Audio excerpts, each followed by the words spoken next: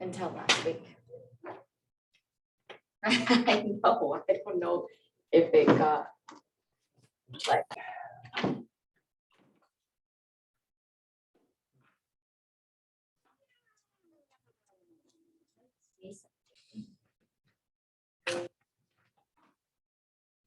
Okay, it looks like it's time for us to begin our regular meeting of the Kaiby School District number 52 board meeting. We'll begin with a pledge of allegiance. I pledge allegiance to the flag of the United States of America and to the republic for which it stands, one nation under God, indivisible, with liberty and justice for all. Amen. Thank you. Now it is. Awesome. All right. Well, we'll start off with approval of our agenda. We all have a copy. We have one change in the agenda to make. Oh, If we could pull item number 7, unfinished business, A 5254 social media policy and form second reading. We could pull that, and then I will actually explain it further during my superintendent's report. so we're tabling 7A. Tabling or pulling? We are pulling, and then I'll explain. Any comment, questions? Nope. Anything else? I'll move to approve the agenda with that modification. We'll go ahead and second it. All in favor? Aye. Aye. Aye. Okay. Then next we have delegations, Mr. Peterson. Yes, thank you, Ms. Thornton. We're fortunate this evening. State Representative Clippert is here, Brad Clippert, who's also our SRO. We have Mackenzie Albus, who is representing the PTO PTA, and I believe she might have kind of made the mistake of answering the phone, but she volunteered, so that's an excellent thing. Mackenzie, we thank you for that. But I'd like to invite Representative Clippert up to the podium, and he has a resolution to read from the legislature. Thank you, sir. Greatly appreciate it.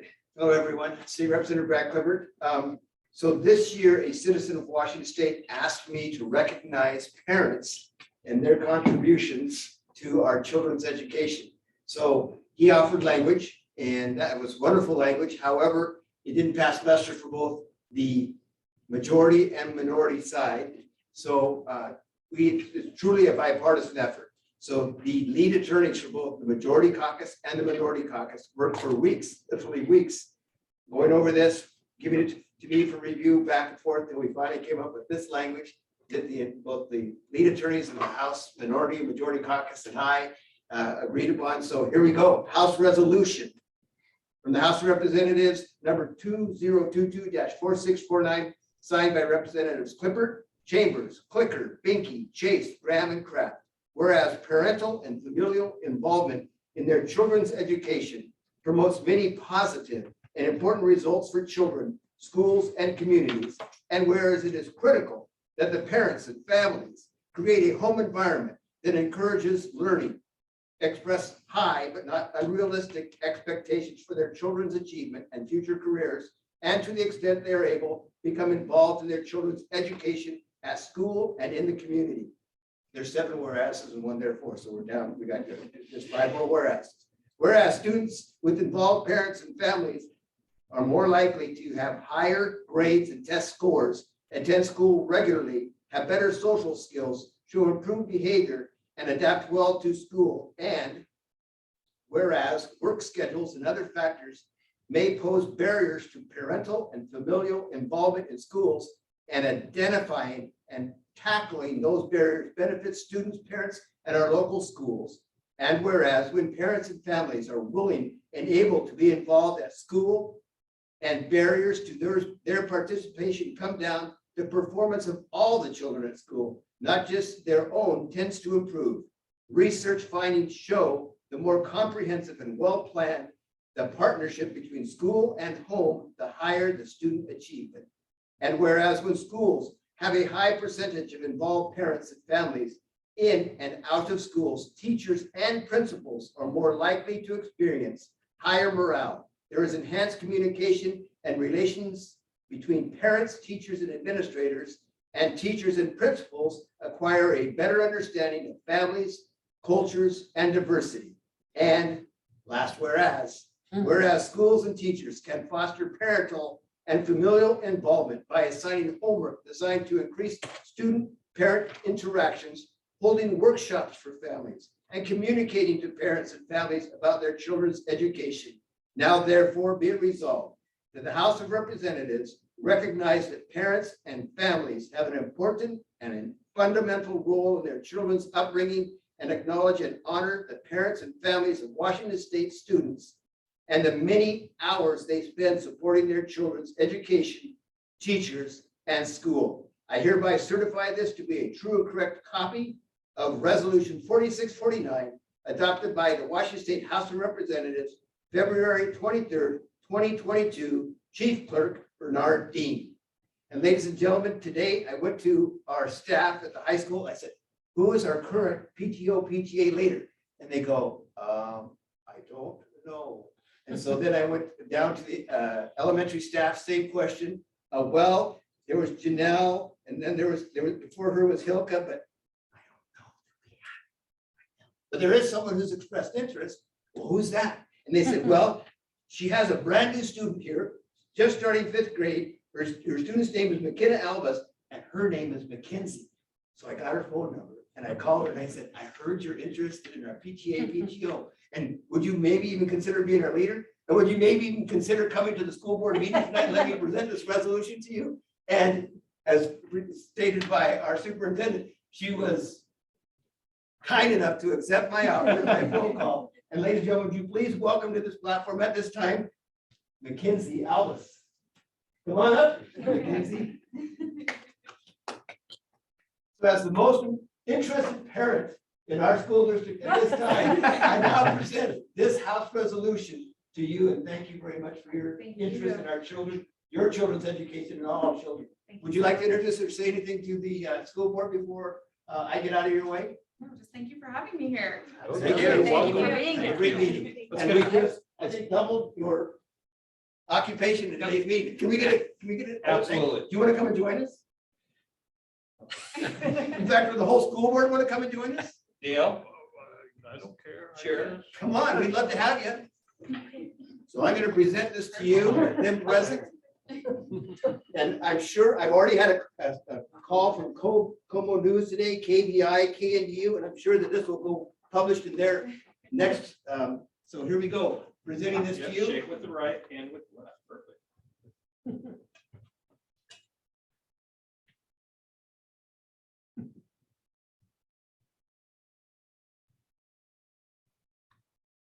Because I know there's not a school district in the entire state who values our parents more than Kaibi School District. Thank you, everyone, very, very much. Thank you. Thank you, Representative Clifford. Thank you. And with that, I have a sick calf at home and I get up at 3:30 in the morning, so I'll get out of your hair. No pun intended. Thank you. Have a good night. Thank you very much. Okay, and one more, if you would indulge me. And I feel bad about this. But we just got this in the mail last Friday. It's a proclamation for a Retirees Appreciation Week, which was last week. However, I think it's important that we do recognize retirees. We've got some retirees this year. And of course, there are many in the community still. So whereas the Washington State School Retirees Association recognizes all retired school employees, and whereas the WSSRA educates and assists retirees in meeting the special challenges retirement brings and works to improve their general welfare.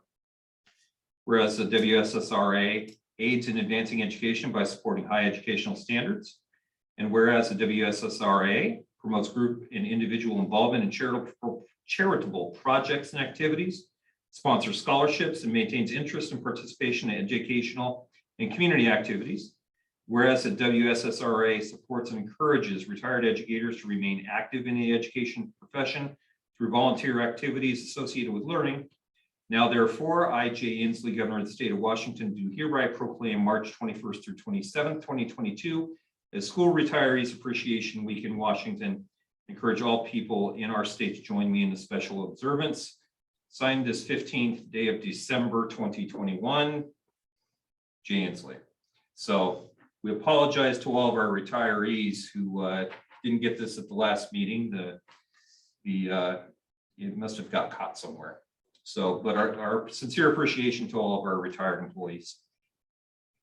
And that's what I have for delegations tonight, Mr. Thornton. All right, thank you very much. Then I guess we'll move on to proposed consent agenda.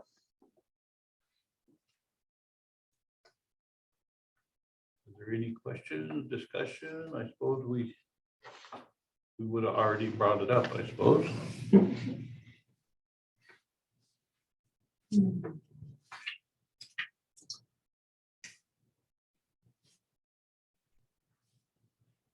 Well, this consent agenda is here for approval. I move to approve the consent agenda. I'll second. All those in favor? Aye. Aye. Aye. All right, that passes unanimous. We'll move right into public comments. We welcome input from the community.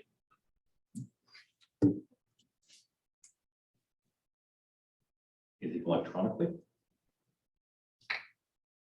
Okay, so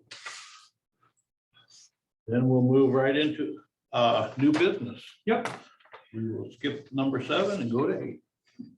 Excellent. The board should have received a draft of the 22-23 school calendar in the board packet on Friday.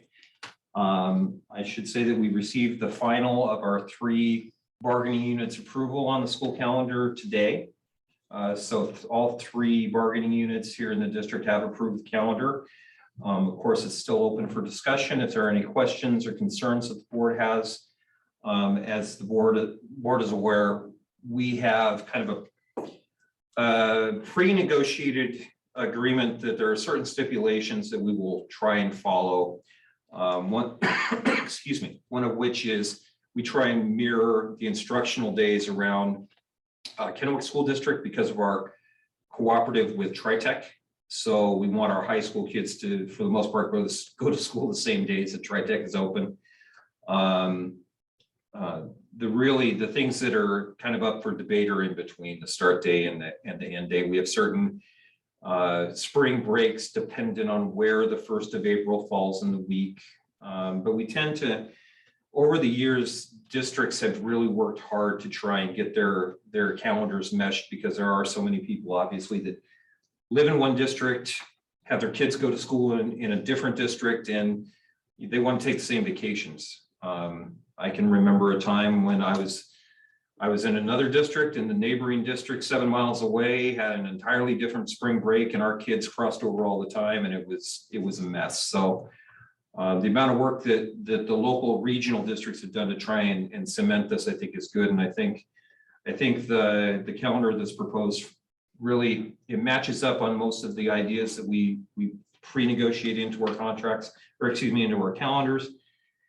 And quite frankly, we haven't had a significant shift from this calendar. It's been the model calendar now since I've been here, with just a couple additional, or excuse me, elimination of some half days in favor of full days, things of that nature. So the start date and the end date, for all intents and purposes, match what we had this year. But I'm absolutely open to any questions, any concerns, comments, you name it. That puts graduation at June 2nd. June 3rd. June 3rd. June 3rd, I mean. Yeah, Yep. Saturday. Okay. And so say we get a snowmageddon again, how does that, since there are no makeup days in the year, will that push graduation? It shouldn't. In the case of snow, if you recall, when we had the Snowmageddon, as we refer to it, there were so many days missed at that point that we were all given waivers. Right. And we could simply ask for some of those days to be forgiven. So in the case of a big time problem, there won't be any issues. So what about just a 4-day problem? If we have a 3 or a 4 day problem, realistically, in the past, in talking with Clay, we've had the following Monday after graduation be a senior fines and fees day. We've also, in other places that have been done days specific to seniors, because believe it or not, the Saturday of graduation, as long as all seniors involved, can count as a school day. So we have the opportunity to make up a couple. I think the biggest issue isn't with a lot or 1 or 2. It's that in between number of 3 and 4. And quite frankly, the whole reasoning behind eliminating the snow days as possible makeup days are so many of our folks see that on the calendar and make plans. And snow day or not, then the district has to react to them deciding to take off or not. I know in our previous discussion about a month ago, it's very likely we would have canceled school on our snow makeup day because we didn't have staff or subs to be able to hold a full day of school. So I would prefer, if we're going to give a day off, to have a professional day, let our principals plan it, let them offer it, and if they choose not to show up, that's okay, that's their choice. It's a paid day for people who come in, but if they don't come in, obviously it's not a paid day, it's a vacation day, and they can take it as they wish. But I kind of wanted to eliminate any getting close to that point and then wondering, sometimes out loud, sometimes just in my office, are we gonna have enough staff to make it work?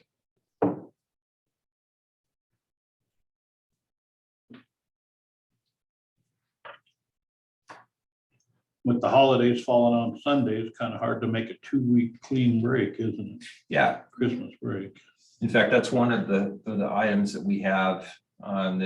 It's again, when Christmas falls and when it's observed, and we have certain things that we do in response to that.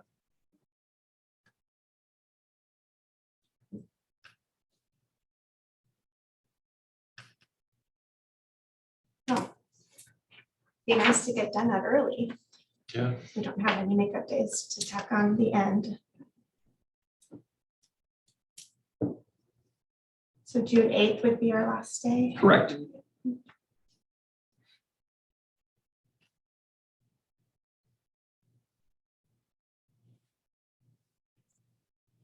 So is it typical that we would have graduation before the last day?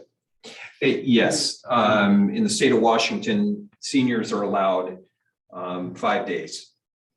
So every school, every public school around the area, you'll see them graduate 5 days prior to the formal ending of school. Okay. I think here, and if I may, it's more impactful because the numbers of kids that we have working, a lot of those students that turn 18, they have jobs lined up, regular jobs, and they go to work sometimes the same day as graduation. Or they're already working? Or they're already working, yes. This is about the earliest we've ever received a calendar, am I correct? It seems pretty early. You know, Oh, no. no, I just say, it was, yes. The short answer is yes. And quite frankly,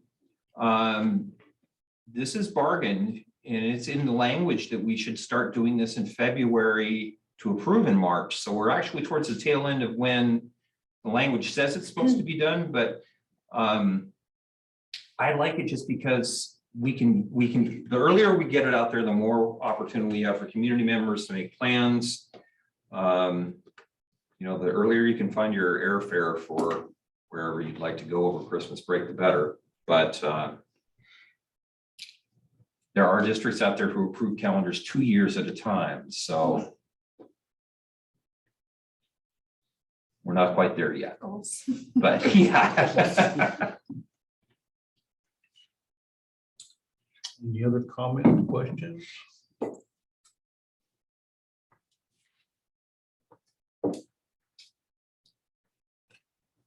This is for approval, right? Yep. Yes. I was gonna say, Please. so we entertain a motion to approve it. I'll move to approve the 2022-23 district calendar. I will second. All those in favor?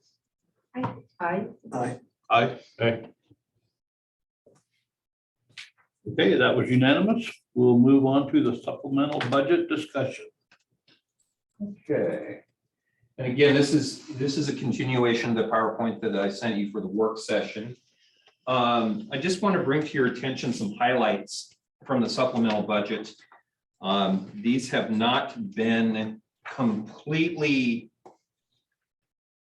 much like we talk about policy and procedures, we put a policy in place and develop procedures. In some of these cases, the money has been allocated in OSPI and others are still working on how exactly it's going to flow through. But these are some of the more important items that passed in the supplemental budget. The first one was our enrollment stabilization. This is a one-time funding to support. There were 230 school districts that are continuing to see a decline in enrollment from the 1920 school year to present. And it's for those 230 school districts out of that 346.5 million, 281 million goes to those folks. Then another 64 million is provided to stabilize LEA payments. And if you recall in our meeting with Darcy Weisner a couple of weeks ago, one of the statements he made is that the district is receiving a pretty small amount of that, not the first, because we've had increasing enrollment since 1920. But out of that 64 million, we will get a small chunk as part of our LEA stabilization.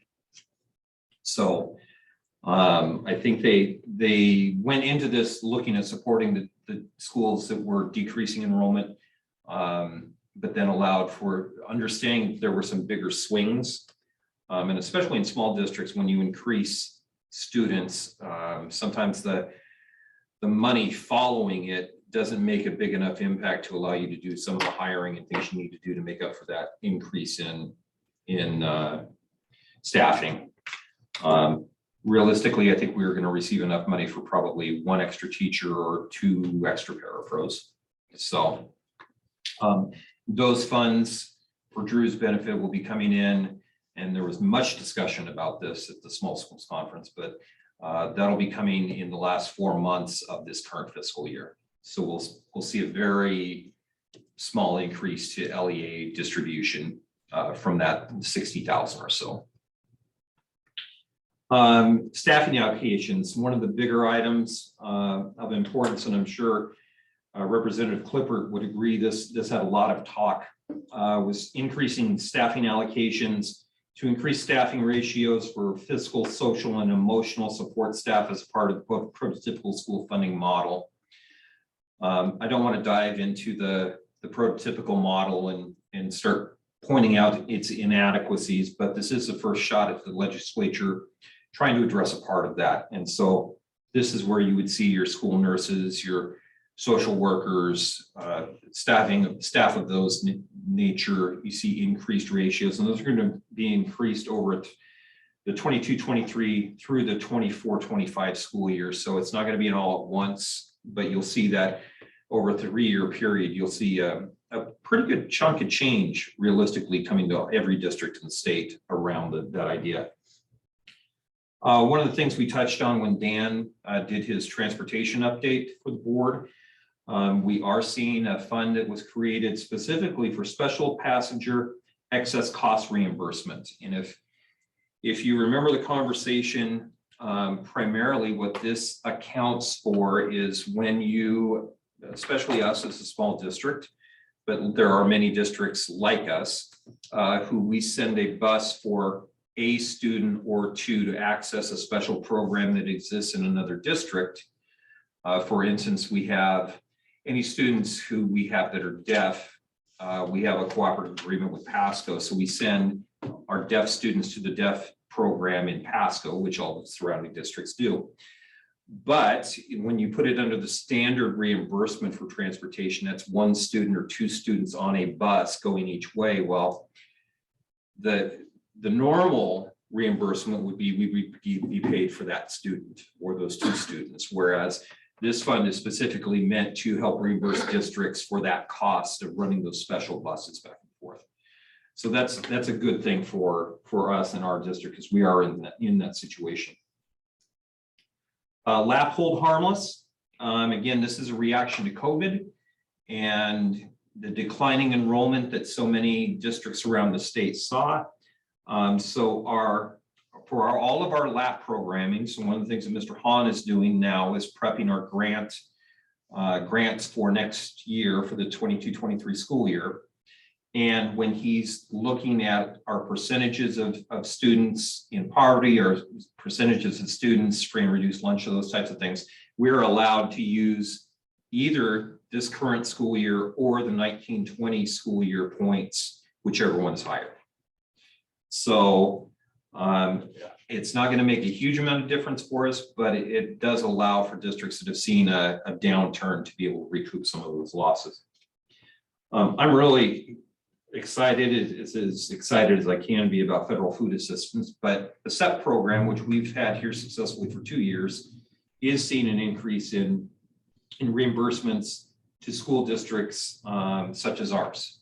So in districts where we have our 70% free and reduced anyway, so we qualify for the SEP program, which means all of our students eat for free. They're increasing the amount of federal assistance for that program, so our reimbursements will increase. And then finally on this page, the small school district support, which just you would think we'd be jumping and clapping. Caveat is the small school district support is for urban small school districts, not rural small school districts.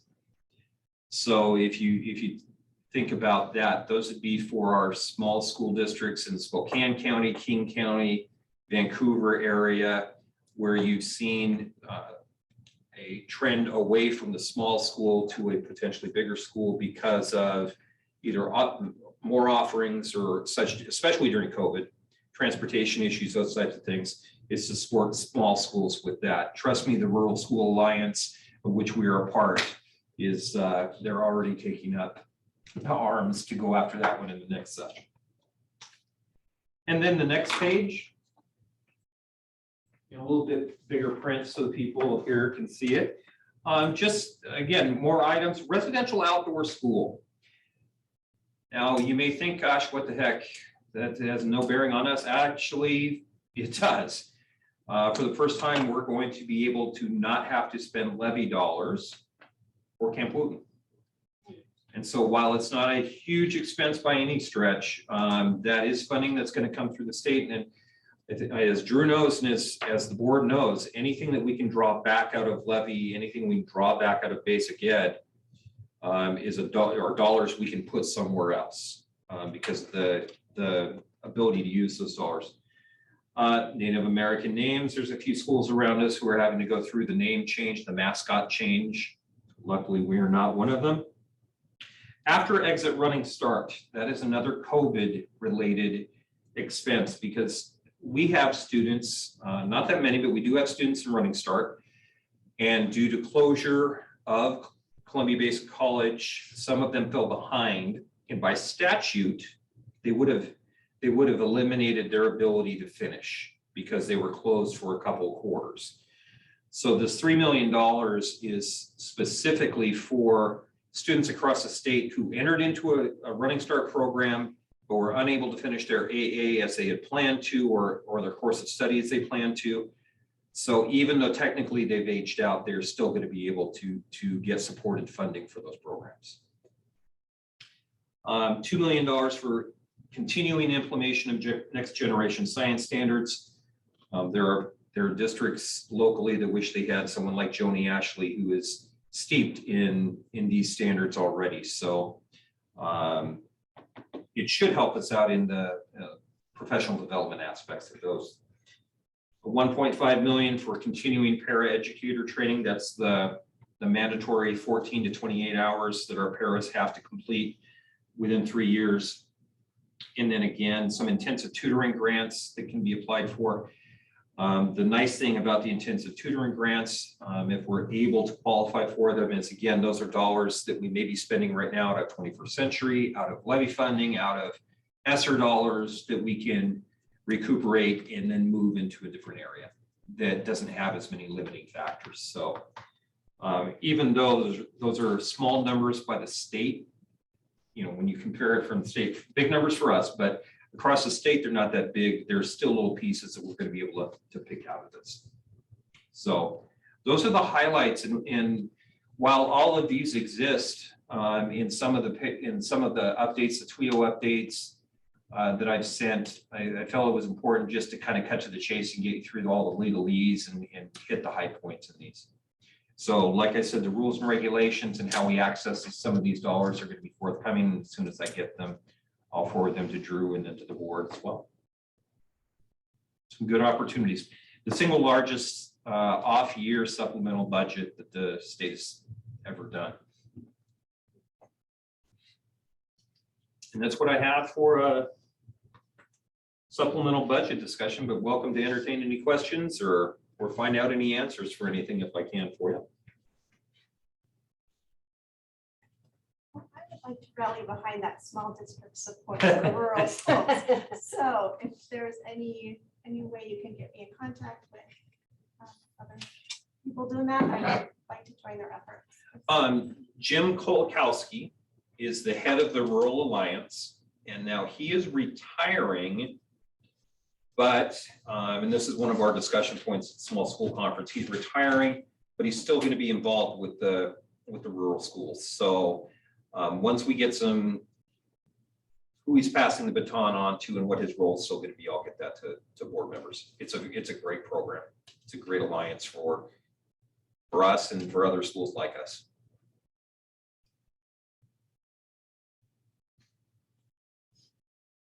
All right. Then we'll move on to summer school. Excellent. Thank you again. One more slide. So I wanted to go ahead and make this public. And one of the things I put in my board update is we haven't been waffling. We've had some disagreements about staffing and some other issues. So after conversations with Jennifer Long in food services, the real impetus for us returning to our 8 a.m. to 1 p.m. extended time to match up with the extension of going from a 4-week to a 7-week that we started last year is, and it's sheer numbers, and Jennifer has them all. When we extend the time, we feed about double the amount of kids, because then our kids who are on bikes don't leave right then. They don't have parents picking them up. So it's a win-win from a summer school lunch program perspective. It's a win for our kids, and we extend their learning opportunities. Now, one of the things that I did say to the board, we're going from Wednesday, June 15th until Thursday, July 21st.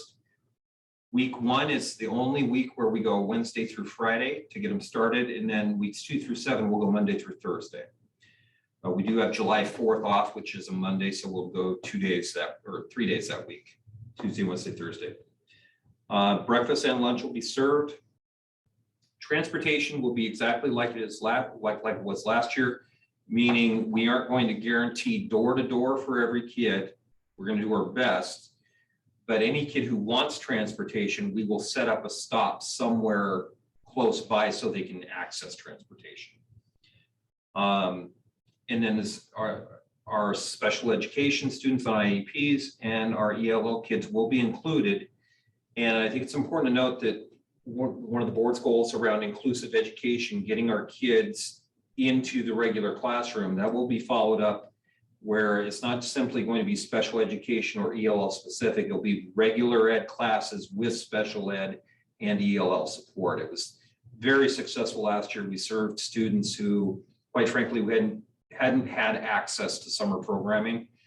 Higher staff need, but at the same time, we really increased the number of kids we served last year. So we're hoping to see, again, kind of a move that we've seen in a couple districts regionally of if we give kids and parents the opportunities to come in, even though it's for longer periods of time, even though for extended weeks, that we're going to see more and more kids wanting to take advantage of that.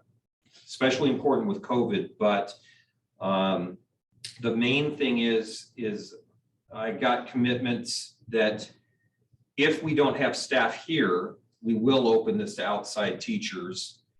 There are many districts who have more teachers, believe it or not, wanting to teach summer school than they have spots. So if we don't have enough of our own staff, we'll advertise it externally to fill those spots. Temporary teachers. Correct. And they may be under contract in a different district and just wanting some summer work. And I don't mind the problem of having too many kids, needing to hire extra teachers, because we get the kids, we'll get the teachers. So, but this is pretty hard and fast now, and it's going to be advertised in our newsletter that's going to go out here in the next week for the public. So, Is that K-12? This is a K-12 program. This model is K-8. The high school kind of runs their own because they do an online program for the first 2 or 3 weeks, and then they let the kids loose to be online and submitting electronically. And then they bring them back in August for the final week in person to make sure they're getting the credits that they need and getting everything taken care of. They don't do lunch at high school. They have the option of doing lunch, Okay. yes. The one thing about the summer lunch program is it is still open to any school age child, regardless whether they're coming to summer school or not. They can show up and get fed. We still do the drive-through, pick up and go. Quite frankly, we don't have the need to do that anymore. We've started the drive-through pickup as a COVID need. Right. We're going to be able to feed everyone inside. Well, I just wonder if there's gonna be parents that want to do that, just drive through and pick it up. I think as long as we can get the staffing necessary for the food program, then we can offer something along those lines. I got to be honest, Jennifer's probably the one who's the most concerned about getting summer staffing. And if you go back in time, up until this year, some of those folks haven't had a real break, because we did to-go lunches and transportation through 2020 all the way through summer of 21 and start up the school year. So she thinks she's going to make it happen, but I don't want to commit to something I'm not 100% on. But either way, a kid who shows up is going to get a breakfast or a lunch. So just needing an approval? It's as much information as it is anything else, but also this is the first time in public, so it's kind of set in stone now. So we're moving forward. I got to tour our summer school program last year and I really enjoyed it, and just impressed with how the teachers made learning fun and did special projects for the kids. Also, we partnered with 21st Century, and I don't Found know out if that's today that impossible. they are going to commit to the full summer again. I got the email from Bernardo about 3:30 today.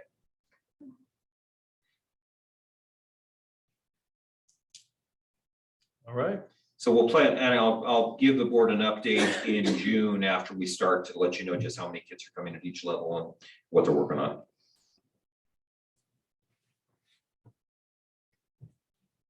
Okay, we'll move on to openings for 22-23. And we've got a principals meeting, and then involving Diane and Wade for their specific funding areas. But we are currently, we have posted a middle school English language arts position. That was made available when Keith Hopper went to the high school in an internal move. He's replacing Ms. Paxuda at the high school. So we have that middle school posting out there. We have a few applicants. Then we have a special ed teacher at the high school. Rick Harding is, as you may remember, is retiring this year. So we're going to be replacing him. Then we have an elementary attendance secretary for Angela Brown's position. And then we're going to also complete the postings for these emergency fill positions that we hired at the end of August. So we're going to have a high school Spanish, elementary PE, elementary computers, and a first grade bilingual teacher that we have had this year under the emergency fill. But by contract, anybody that we hire in August to a temporary contract, we did need to repost. And quite frankly, if people have been doing a good job, we highly encourage them to reapply for those positions, but we do need to reopen them, even for a short amount of time, to make sure that we follow the rules. But we've had our teachers that have been in those positions have had good levels of success. So as of today, March 28th, at 10 after 7, those are the openings that we have. I fully anticipate, as has happened every summer that I've been in education, there will be a surprise out of nowhere that we don't see coming, but that's okay. We'll deal with it.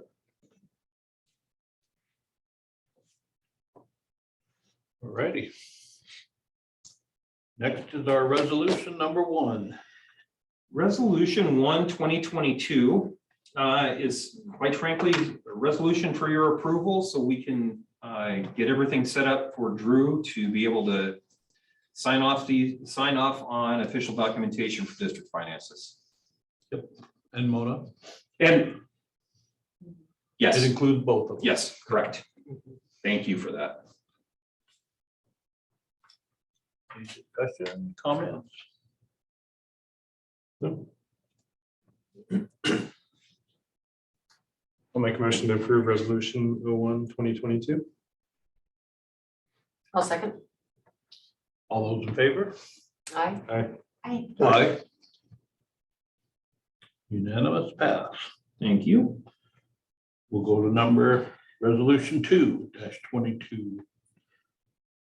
So, yeah, resolution 2, 2022 is declaring surplus, which is, I don't mind saying, and anybody in the district office can say that they've heard me stop Dan several times over the past 2 years and say, okay, when are we getting rid of some of this stuff? So in your package, you should have seen a list of items, some photos of things that we want to either put up for sale or simply surplus and put in auctions. So Pretty healthy list. it's a very healthy list. And Dan will probably be the first to say he's going to be adding to that list right up at the last minute, but that's okay.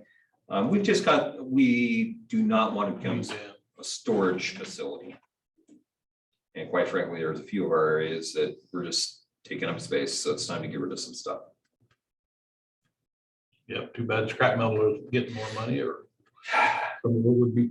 Well, and some of the items that we've had have literally been there 5+ years. And they're good items, working items that somebody's going to be able to use, so. Any questions, comments? We'll be going through public surplus, one of the Yep. third-party auctions, so Yep. anybody will be able to bid. Correct. And of course, on some of the items, we'll put those out by email. We're part of a state consortium that when you have Right. surplus items, you put them out to other districts, obviously have first dibs. Excess. I don't think for some of this stuff, though, there's going to be too many people wanting some of it. No. Well, everybody wants a Chevy Astro van. That 4-week person would be hot.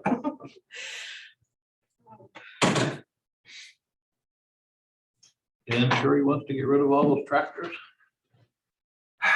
Yes, and quite frankly, it goes back to, the discussion that Dan had with the board regarding mowers and updating. Those are some of the items because they had been paid for with tax dollars.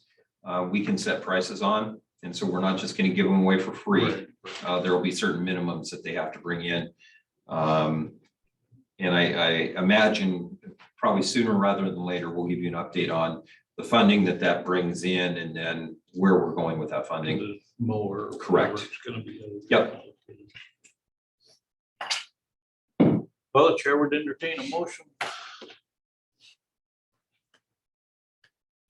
I move to approve resolution 2, 2022, declaring surplus. I'll second it. All right, all those in favor? Aye. Aye. Moving on to resolution 3-2022. Yep. And resolution 3-2022, as I explained with Julie and Dale on Friday. This is one that I firmly believe that we need to have our voice heard at the state level. And there have been a couple of districts here regionally that have come up with similar or the same in two cases resolution for us to state it as a board and as a community that we highly recommend that the state not require COVID vaccine as a required mandatory vaccine to attend school in the fall. And while we know that the committee that looked at the COVID vaccine came out against it, it was 6 were in favor, 7 were against, and there were 4 abstentions. So there is a push, especially on the other side of the mountains, for people to reconsider those abstentions and try and push through the vaccine mandate for COVID for attendance next year. Normally, I think as you've gotten to know me over the past 4 years, I'm not one to want us to delve into what are sometimes murky political waters. However, when the heads of WASDA, when the heads of WASA, the Superintendent's Association, come out and say that it is important for local authorities to let their opinions be known, I think it's important that we do step up, because I am all for a person's right to choose around the COVID vaccine. But at this point, I personally, speaking just as Pete now, do not believe it should be a mandate to come into school, even with there are 3 ways that you can, of course, you can have your philosophical, your medical, or your religious reasons for not getting the vaccine. I just, quite frankly, I don't want to put our parents and our kids into even having those debates. I would like to say, we just don't recommend it at this time. Let the choices happen, family choice. You guys take care of it and go from there. There may be a time, some point in the future, but I just don't think right now that this is the time to mandate that, quite frankly. Then realizing fully that we don't have the choice with our employees, that's set for us. But when it comes to kids, there are certain parameters that have to be met, and I think it's important that we, as Representative Clifford said, this is a family choice, in my opinion. And I would ask the board, if nothing else, to have a discussion. If you feel that this is a valid point enough so to take a vote, we can certainly do that. We can have a discussion and reconsider in April. But I think it's at least worthy of a discussion, if not a vote. Did everybody read through it? And I just want to thank you for bringing it to our attention, giving us this opportunity. I agree. I think this should be up to our parents. I was reassured when Tim Garshall. So even if this board does make it a mandate, I'm thankful that parents will have the opportunity to exempt. And so, but I don't want it to be a mandate. I'd rather leave that choice up to our parents. But I believe the board meets in the middle of April to vote on this again. If I'm remembering correctly. I think I have April 14th stuck in my head as our next board meeting. It's not, it's the 25th. So, yeah, I would. I I would think hope that we could vote tonight if we. Yeah, Right. I think we beat Mr. Clifford on the whereas. Did we? I must, and I cannot take credit for this resolution.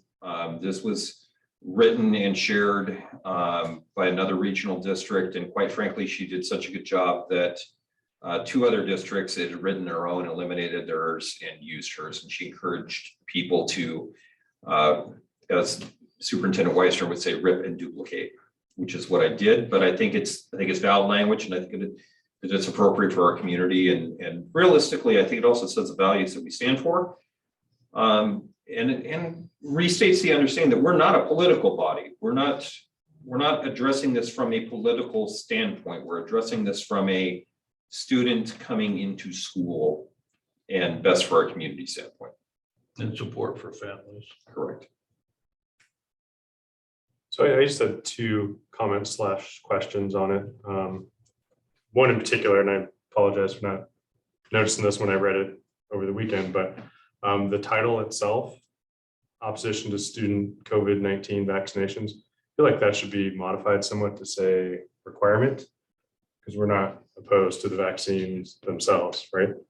I don't think that's the intent of it. Agreed.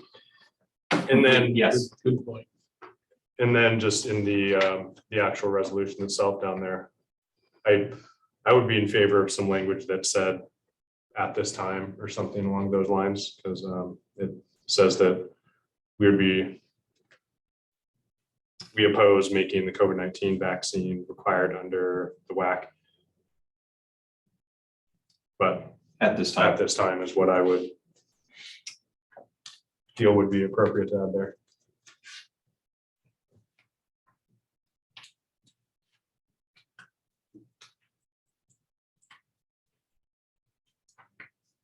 What do you, any other discussion on that? Put it inside the code for what? Put in that. I would just consider putting the words at this time in the end of the resolution there. Where it's hereby resolved that Yeah. the Board of the Directors of Calumet School District opposes making the COVID-19 requirement required under WAC at this time.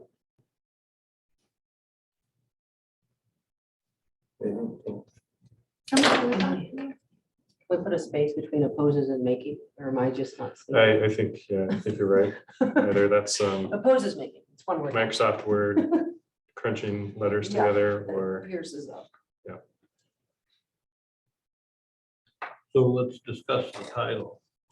Opposition to student Student COVID-19 COVID-19 required vaccinations, Mandated.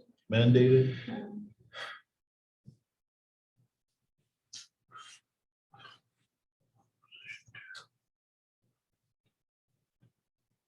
Vaccination requirement.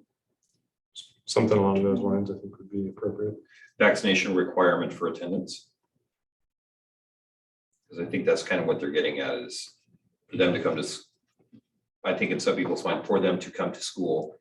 Because no one obviously is going to argue with any kids who want to still do online for whatever family reason they have to. I think it's primarily for in-person attendance. I think just adding the requirement kind of gets you there. I'm throwing spaghetti at the wall at this point. I just wonder what do we call it when the vaccines they do have to have. They're mandated. Opposition to mandating COVID-19 vaccination. Yeah, I don't think we have to overthink it. Well, I just want. Sorry, English Yeah, teacher, no. English teacher, it comes out. So we can vote on it. I think Yeah. it could just be opposition to student COVID-19 vaccination requirement, That's because fine. any of them, whether, I mean, in person, online, I mean. So just add the word Just requirement. Requirement at the end of it. I'm good with that And as needed, or at this time. at this time. Yep. So those two changes. Got it, Heidi?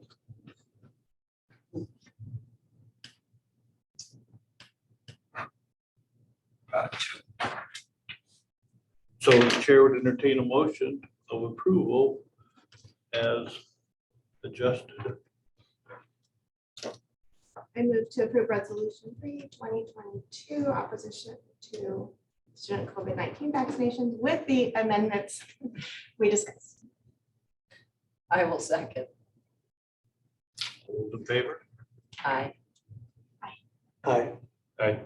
Aye. Well, when we pass around the purple folder, we'll have a a resolution signature for everybody, and then I'll sign. We'll get the changes made. I will shoot a copy first to make sure that the language is how you want it, Dale, and the rest of the board.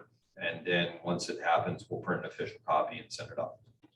I would just encourage us to sign it before our next board meeting because we Oh, want to. Sign it, Send it to to- the board. go ahead and sign it tonight, and then I'll send the, We don't have any red pens. You could redline it.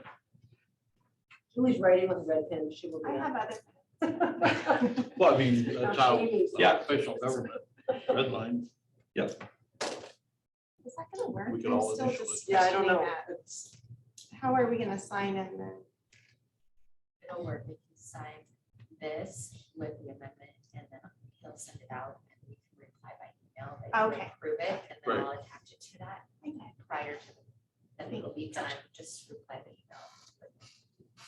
Thank you. Okay, we'll move on to board comments. Well, I did a tour of the high school recently with Mr. Henry and also Lance as well. Talked to him briefly and really enjoyed, especially seeing the metal shop, wood shop, the vineyard out back. I've been curious about that for a while, so really appreciate their time and all the interactions I had with the people there. Greenhouse. Yeah. Yeah, and just discussing some of the plans. I mean, it's a beautiful school.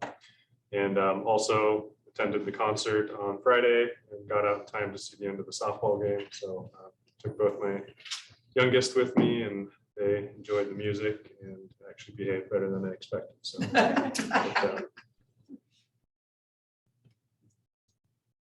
I know, well, Jill and I went down to the elementary school. Mr. Williams walked us through some of the classes, a couple of classes.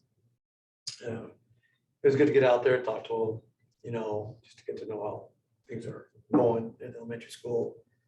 Went and talked to lunch ladies, you know, had a conversation with them, how they were gonna order the microwave. Not sure if they did already or not.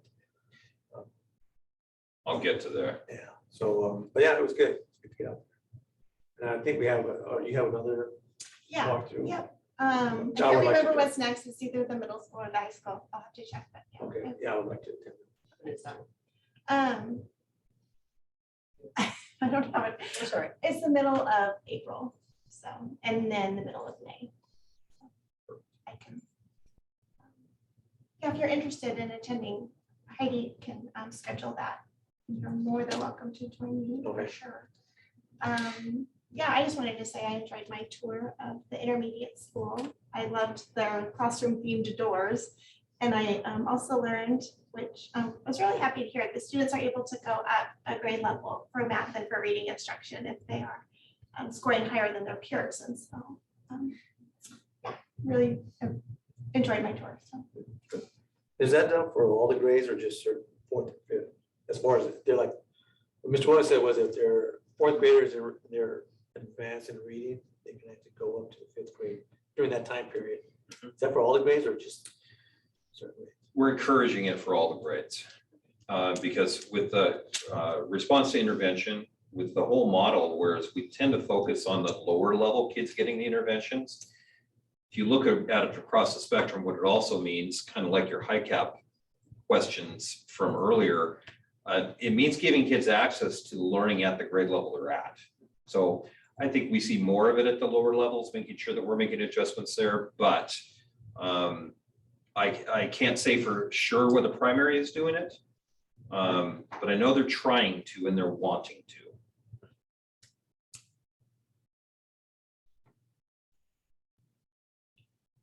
Well, I appreciated Julie setting up the finance review. And so I sat in with her on that. And it was really good presentation of, you know, the skills that Becky has and where we are, that, you know, the sky isn't falling and we aren't quite, you know, barely treading water. We do have a, you know, good plan and good effort going forward. That was good. Good. Then let's see, one other thing, what was it? The legislative district thing. So you know, OSPI is using last decade's maps. But that's all changed because this is a new census and in 2022, of course, is the new legislative districts. So a significant chunk of our school district will be in legislative district 15. 15, yeah, out in Rick's area from like Acord and Northwest, that'll all be 15. Because it's gonna cut right through Benton City and go up to, and that's always been Yakima County, but now it takes a big chunk of our area. So that's kind of strange that they're cutting through it. But anyway, it's all been approved. So it takes place, 30 days after the last session ended, which it just did. So next month, but not that it matters until, election time, but it will. But so Good to know. it took quite a chunk out. I used to be my old PCO section, but that's a whole different legislative district now. But our congressional district still stays number 4. But wow. Anyway, I looked at the maps today and whoa, that's a big change. 8th is really a lot smaller, of course, because of all the houses they're putting in and, all the population growth in the Tri-Cities, so it shrunk. Can you send me a link to that? Yeah, I'd love to see it. yeah, it's just Washington legislative district, congressional districting. But anyway, Okay. it I showed the believe new maps. They just released them last week. Okay. So anyway, big change.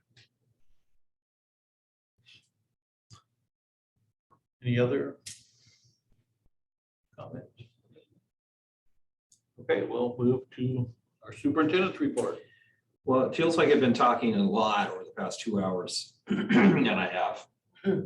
But just a couple items. So first off, we're ramping up for our, last fall we did our CEE, Center for Educational Effectiveness. We did our staff surveys. We're ramping up for our family community portion of those. We're going to aim for right after spring break, making those available to any community member, all parents. So we'll involve social media, English and Spanish. We'll have on our website links. And we're going to kind of do some beta testing during conferences for a few parents. Just to ask them to take it so we can make sure we're getting the kind of results we want to see. Obviously, that's all IT stuff behind the scenes, just to make sure it's set up correctly. But that's exciting because I think that's going to give us good insight, and especially being able to compare perceptions of the staff, strengths, weaknesses, areas of growth with what the community feels we need, or strengths areas, opportunities for growth. I brought this up. I would like to do, and I'd like the board's opinion, quite frankly, and this can be done via email, but I'm toying with the idea of offering a Benton City local career fair, especially focusing on our classified assignments, our bus drivers, our parapros, our cooks, our folks who we typically draw from this community to look for employees, and as a way to really try and reinforce some of the opportunities that we have here that sometimes people just don't always know about, don't always hear about, even in a small community. Sometimes people miss stuff. I'm not 100% on the logistics yet, but just the idea of trying to become a better community partner, not only from the standpoint of educating kids, but the opportunities that the district has for people who are seeking employment. I think it obviously would start off small, but I think that we could turn it into something on an annual basis to try and coax some of our high need area people and say, yeah, you are qualified, you are a valuable asset to us as a district. So kind of throwing that around, but I think we have, I know we have the capability of making it happen. It's just a matter of getting the word out and getting the timing in place and everything like that. So we're, as the board is aware, we're still struggling to fill some pretty high need areas primarily in our classified staff, parapros, our food services, and we can, if we had an extra 5 bus drivers, we would no longer have a transportation issue in this district. That would take a lot. So moving towards that. And then I did want to revisit, quite frankly, social media policy that we took off of the agenda. One of the things that Julie had brought to our attention was that the board previously in 2017 had adopted a social media policy. And so we went through and had one created, not knowing that this had been approved in 2017.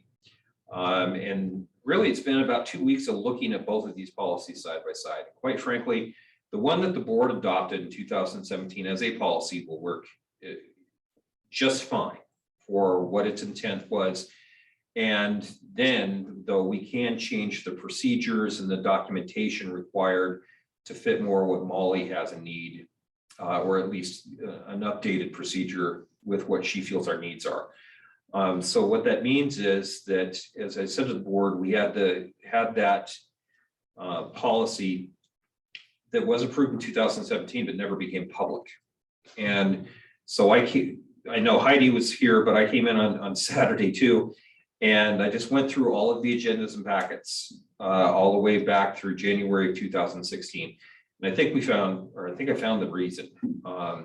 That was of 6 policies between January 2016 and the time that I came in, July 1st of 18. There were 6 policies that were either revised or considered. That was the only one, though, and I went through the minutes and found it, where it was approved by the board. However, it was approved by the board and there were still some things that wanted to be added to it. And I think that's the reason why it didn't go directly from board approval to the next day going into IT for inclusion on the website. It's the only one I could find that had that discrepancy in it, because the superintendent at the time felt that there was some more information that needed to go in it before it became public. And I have a feeling it just got lost in translation, for lack of a better term. But it was the only one I was able to find of the 6 that were discussed that weren't updated on the website. So we feel, again, even as late as 3 o'clock today, going over both policies side by side, the one that was approved will suffice. We simply will activate it, make it public, and then have new procedures that are tied to it. So that's the backstory behind why I pulled that off of going from Friday to a pretty in-depth study between Heidi and I over the weekend and even today, and deciding that no, this is the one previously approved is going to be good, and we'll get it out there this time. And that's what I have for a board report. Any question? Could you send us all a copy of that one, the social media one that you're. Correct. That will. Yep. Just. Absolutely. Sorry, did you say that's on the website now? We're not on the website now, which led us down this meandering path that we Right. need one. But yeah, I didn't know if you'd since put it back up there, but No, just wanted to kind of put to bed whether or not we're adopting a different one or revising an old one. The old one doesn't even need revision. We just need to activate it, and then we'll attach the new procedures that went with the new one. Because procedures don't need board approval, they'll simply go in right behind it. Is it in the right spot? The 2000 series versus 5000 series, or? We're gonna leave it there. Okay. We're gonna leave it there and we'll revisit it if we have to, but I think one of the things that's very easy to do is look at something that happened in the past and say, okay, it was done for this reason or not done for this reason. Let's put it where it was supposed to be and where it should have been in the first place. And then if it becomes a problem, we can readdress it, but I don't think it's going to be. We think the policy itself was aimed probably more towards the employee side of things. But the procedures we're putting in place are definitely safeguards for the student side of things. So if we had to move it around, it wouldn't be a new policy, it'd be a renumbering, but I honestly believe that, and looking at a couple others and where they're at, I think we're gonna be okay. We could put a title placeholder in the 5000 series and say refer to 2000. You know, I think if and when we have to use the policy, it'll become readily apparent whether or not we need to do something in addition to become even more student or employee specific. Okay. Yes, once we exercise it a couple times, we'll get it. Exactly. All right, anything else? Well, then this meeting is adjourned. Thanks, Drew. All that input.